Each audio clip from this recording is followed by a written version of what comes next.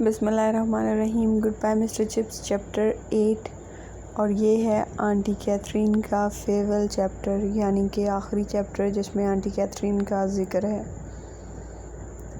Words important دیکھ لیتے ہیں. پیسٹ موو کرنا کسی خاص سپیڈ سے، اسٹرگلنگ کوشش کرنا، ہاریفائنگ ڈرانے والا، نائٹ میئر کہتے ہیں ڈراؤنا خواب، اسکیپ بچنا، چیپل کہتے ہیں.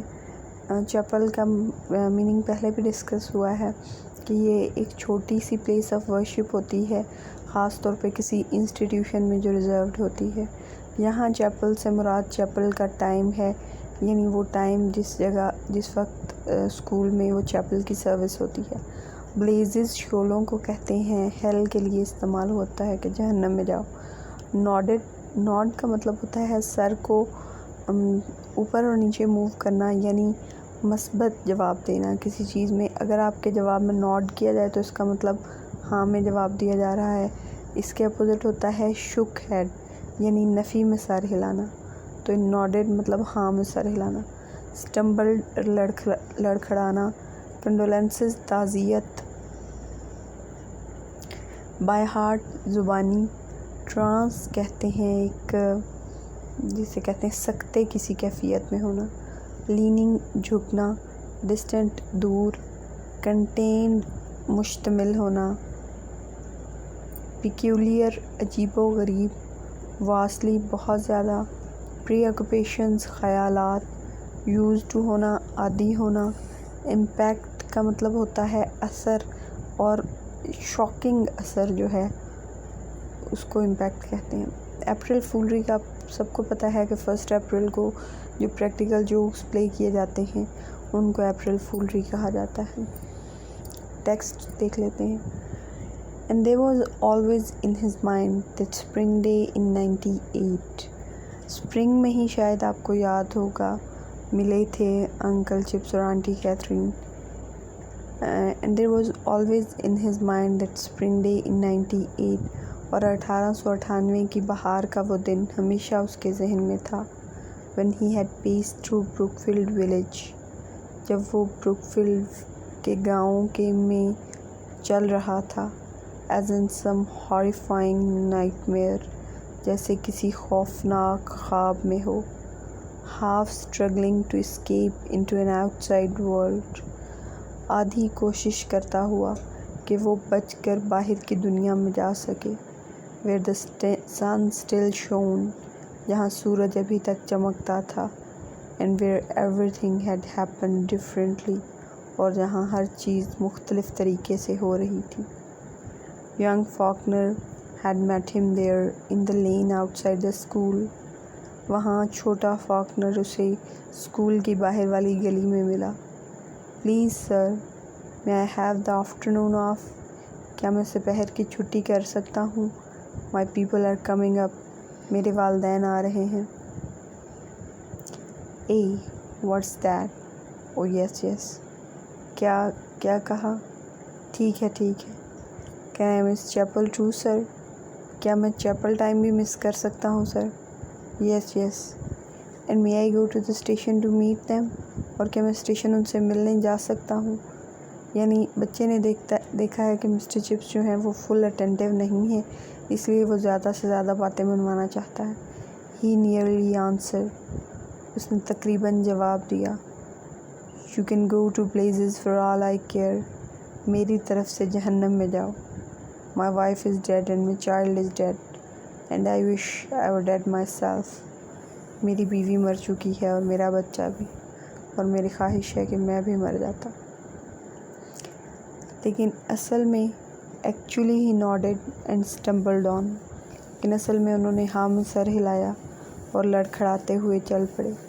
He did not want to talk to anybody or to receive condolences. وہ کسی سے بات نہیں کرنا چاہتے تھے یا تعزیت وصول کرنا. He wanted to get used to things. چیزوں کے عادی ہونا چاہتے تھے. If he could, اگر وہ ہو سکتے. Before facing the kind words of others. دوسروں کے مہربان لفظوں کا سامنا کرنے سے پہلے. He took his fourth form as usual after call over. حاضری کے بعد انہوں نے معمول کے طور پر اپنی چوتھی کلاس لی. Setting them grammar to learn by heart. انہیں زبانی گرامر یاد کرنے پر بٹھا کر. while he himself stayed at his desk. جبکہ وہ خود ڈیسک پر کھڑے رہے. in a cold continuing trance. ایک سرد مسلسل سکتے میں. suddenly someone said. اچانک کسی نے کہا. please sir, there are a lot of letters for you. آپ کے لیے بہت سے خطوط ہیں.